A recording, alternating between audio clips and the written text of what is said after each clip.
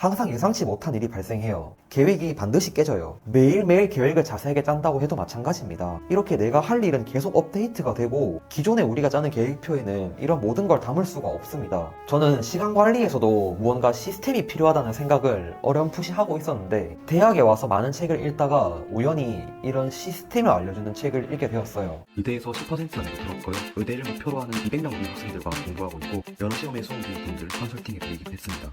네, 오늘 주제는 시간 관리인데요. 그 얘기를 하기 전에 이야기를 하나 들려드릴게요. 머릿속에 한번 이미지를 상상하면서 들어보세요. 고속도로에서 7종 추돌 사고가 발생했다고 생각해 봅시다. 사고를 목격한 행인이 119에 신고해서 여기 사람 30명 정도가 쓰러져 있어요. 빨리 도와주세요.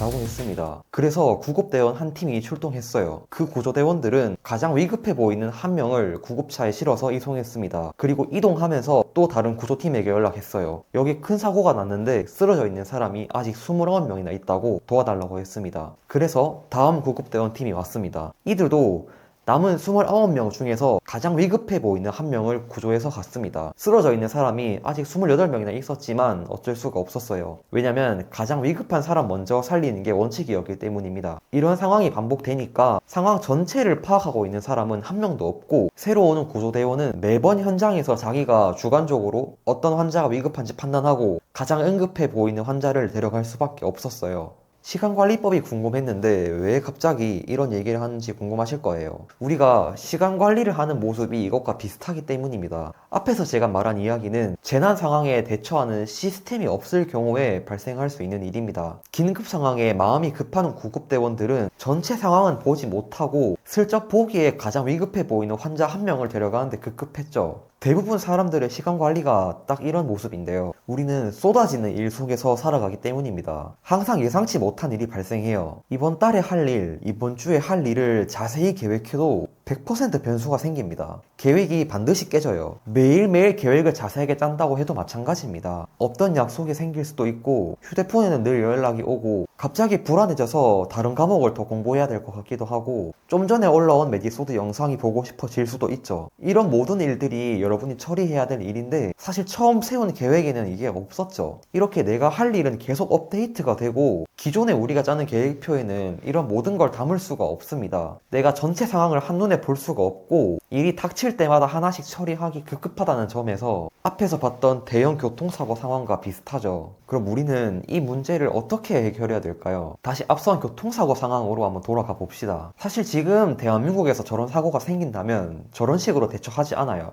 왜냐하면 지금은 체계화된 시스템이 있기 때문입니다. 여러 가지 방식이 있겠지만 대표적으로는 이런 시스템이 있습니다. 처음 도착한 구급대원이 임시의료시설을 설치합니다. 여기서 환자를 다 모아서 응급도를 분류해요. 그리고 구급차가 올 때마다 가장 위중한 환자부터 순서대로 보냅니다. 이 처음 온 한 명이 전체 상황을 파악하고 있으니까 더 위중한 환자의 치료가 늦춰질 일이 없어지고 매번 새로 온 대원들이 현장에서 상황을 파악한다고 시간이 지연되는 일도 없어집니다. 이렇게 시스템이 생기면서 역할 분류가 생기고 일이 효율적으로 이루어져요. 저는 시간 관리에서도 무언가 시스템이 필요하다는 생각을 어렴풋이 하고 있었는데 대학에 와서 많은 책을 읽다가 우연히 이런 시스템을 알려주는 책을 읽게 되었어요. 쏟아지는 일 완벽하게 해내는 법이라는 책인데요. 광고는 아니고요. 제가 읽어보고 좋아서 소개하는 겁니다. 근데 이 책은 굉장히 다양한 일을 하는 비즈니스맨들을 대상으로 방법을 소개해서 좀 복잡한 면이 있습니다. 근데 시험 준비하는 수험생들이나 저나 자기 개발하는 직장인 분들이 이렇게까지 복잡한 시스템을 필요하는 경우는 잘 없어서 제가 좀 간단하게 개량한 버전으로 소개를 해드리려고 합니다. 제가 계속 사용하고 있는 방식이고 저는 지금까지 이것보다 좋은 방식은 찾지 못했어요. 이 영상만 잘 보셔도 굳이 책을 사보실 필요는 없을 겁니다. 제가 활용하는 시스템은 ABC 시스템이라고 이름을 붙였는데요. 어릴 때 그리던 동그라미 계획표나 다이어리처럼 한 장으로 끝내는 게 아니라 세 장으로 시간 관리를 합니다. 그래서 ABC예요. 처음 볼 때 조금 복잡하다고 느낄 수도 있는데 항상 이 세 개를 다 신경 써야 하는 건 아니에요. 오히려 이것들은 다 여러분들 머리가 복잡하지 않게 도와주는 장치거든요. 익숙해지면 훨씬 깔끔하게 일을 관리할 수 있고 어떤 변수가 생겨도 다 내 시스템 안에서 관리할 수 있게 되니까 일단 한번 배워보시면 좋겠습니다. 저는 실제로는 이걸 종이에 적지는 않고 휴대폰이랑 노트북 같이 자주 볼 수 있는 곳에 기록하는데요. 그냥 이해하기 쉽게 종이에 다 쓴다고 생각하면 생각하고 설명을 해볼게요. 우리가 총 3장의 종이가 필요한 겁니다. 그게 A, B, C예요. 각각의 역할이 다 있는데 일단 C부터 설명을 해볼게요. C 계획표는 언젠가 할 일 목록이에요. 지금 할 일은 아니지만 언젠가 하고 싶은 일들을 모아놓는 거예요. 살다 보면 그런 게 은근 많거든요. 예를 들면 지금 시험 기간인데 읽고 싶은 책이 생길 수도 있죠. 아니면 수험생인데 꼭 배우고 싶은 운동이 생길 수도 있어요. 꼭 이런 게 아니라도 우리가 언젠가는 하고 싶은 버킷리스트도 있잖아요. 그런데 이런 게 지금 당장 신경 쓸 일은 아니라서 계획표에 적기도 애매하고 그냥 잊어버리는 경우가 많거든요. 그럼 정작 나중에 시간이 생겼을 때 내가 진짜 하고 싶은 일이 뭐였는지 생각 안 나는 경우가 생겨요. 그래서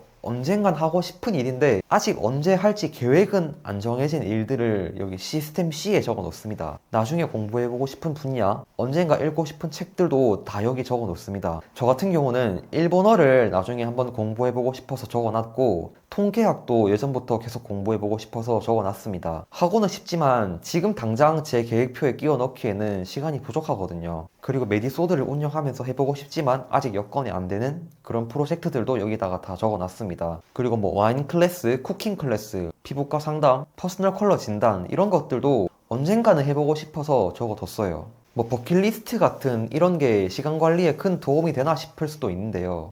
A, B, C를 다 보고 나면 이 시스템이 좀 와닿으실 거예요. 이게 다 연결이 되고 쓰임새가 있습니다. 다음으로 B에 대해서도 한번 봅시다. 시스템 B는 다음에 할 일 목록이에요. 나중에 언젠가 하고 싶은 일이 아니라 바로 다음에 내가 해야 될 일을 모아놓은 거예요. 여기 있는 일 중에 몇 개를 뽑아서 오늘 할 일이 되는 겁니다. 근데 이게 단순히 오늘 할 일 목록이나 하루 일정표랑은 완전히 다른 개념이에요.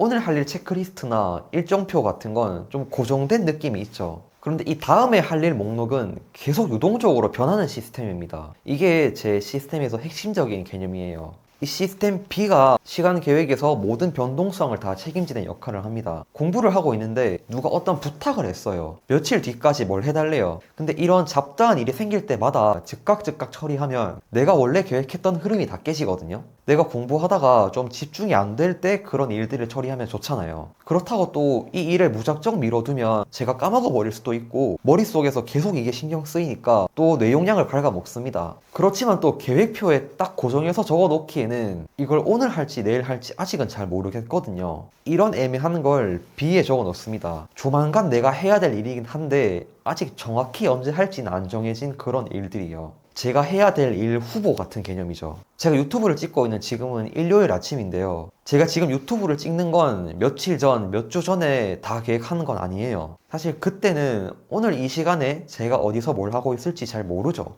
저는 어젯밤에 자기 전에 저희 다음에 할 일 목록을 쫙 훑어봤어요. 그리고 내일 오전엔 유튜브를 찍어야겠다 라고 대략 계획을 짠 거죠. 근데 제가 유튜브를 빨리 찍으면 오전에 시간이 남을 수도 있잖아요. 그럼 또 저는 그 빈 시간에 뭘 할지를 이 시스템 B를 보고 생각합니다. 사람은 한 번에 많은 걸 생각하지 못하기 때문에 이렇게 미리 적어두지 않으면 시간이 조금 비었을 때 내가 뭘 하는 게 최선일지 나조차도 잘 모르는 상황이 돼요. 그래서 그냥 어영부영 시간이 흘러갈 가능성이 많습니다. 저는 그런 경험을 굉장히 많이 해봐서 제가 할 일을 머리로 떠올리는 게 아니라 이런 목록을 보고 그때그때 하기 적당한 일을 선택해서 합니다. 이 시스템 B는 계속 보면서 내가 할 일을 뽑아야 되기 때문에 자주 볼 수 있는 게 중요해요. 저는 거의 하루 종일 노트북을 쓰기 때문에 노트북 메모장에다가 이걸 적어놨어요. 그리고 매일매일 이 목록을 보고 오늘 오전에 뭘 하고 오후에 뭘 하고 저녁에 뭘 할지 생각해 봅니다. 이 시스템은 유동적일 수 있다는 게 가장 장점이에요. 예를 들어서 아까처럼 제가 공부를 하고 있는데 누가 뭔가 부탁을 한다면 저는 곧바로 그 일을 하기보다는 이 다음에 할 일 목록에다가 적어둬요. 그럼 제가 계속 이 일을 신경 써야 될 필요도 없고 저는 시간이 빌 때마다 이 목록을 보게 되니까 잊어버릴 일도 없죠. 제 시간 관리의 페이스는 유지하면서 새롭게 쏟아지는 일들을 다 담아두는 그런 역할을 하는 시스템인 거죠. 이까지 시스템 B랑 C를 말씀을 드렸고 이제 마지막이 A입니다.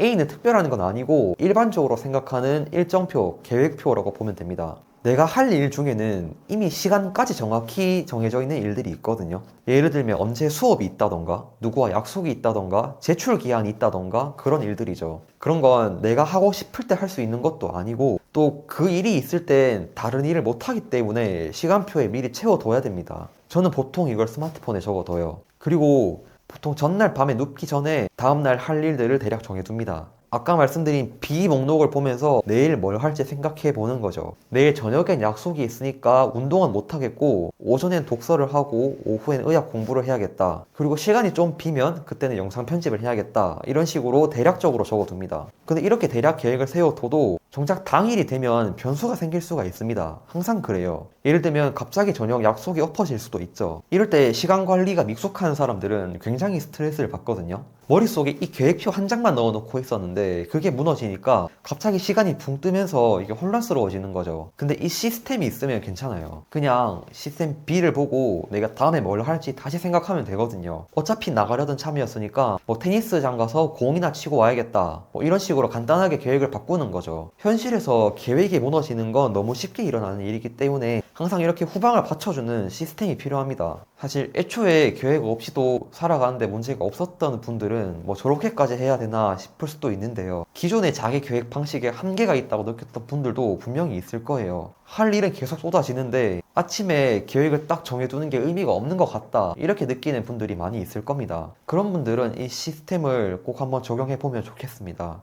그리고 여담으로 시간 관리라는 걸 조금 더 말씀을 드려보면 제가 여러 시간 관리 책들을 봤을 때 관점을 크게 두 가지로 나눌 수가 있는 것 같아요. 첫 번째는 확실하고 촘촘한 계획이 있으면 좋다는 관점이에요. 하나하나 다 정해두면 뭘 해야 할지 생각하는 데 드는 에너지가 줄어드니까 좋다는 관점이에요. 두 번째는 이거랑 좀 반대되는 관점인데요. 해야 하는 일은 계속 바뀌기 때문에 시간 계획은 유동적으로 바뀔 수 있어야 한다는 관점이 있습니다. 물론 둘 다 맞는 말이고 둘 다 고려해야 되는데 둘 중 어디에 좀 더 치우쳐 있는지에 따라서 접근법이 조금씩 달라져요. 오늘 제가 말씀드린 이 시스템은 유동성에 좀 더 집중한 방식이죠. 그런데 학교나 학원만 다니는 수험생분들은 일정에서 변동성이 적은 편이거든요. 예측 불가능하게 생기는 일도 많이 없고요. 그래서 이런 시스템까지는 필요 없다고 느낄 수도 있어요. 그래서 다음 영상에서는 이 책과는 조금 다른 관점에서 시간관리법을 소개하는 책을 보여드리겠습니다.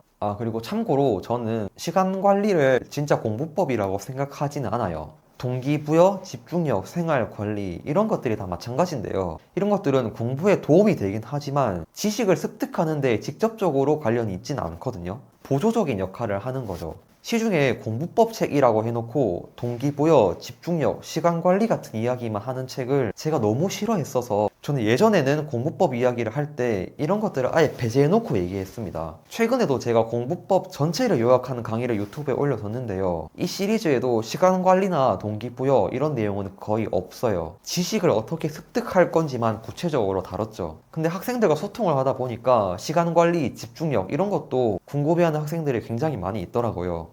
그래서 오늘은 이렇게 시간 관리에 대한 영상도 좀 만들어 봤습니다. 그리고 혹시 제가 생각하는 방식의 이런 공부법 체계에 공감하시는 분들은 댓글에 좋은 자료를 하나 넣어 놨으니까 그것도 참고하시면 되겠습니다. 네, 오늘 영상도 끝까지 봐주셔서 감사합니다.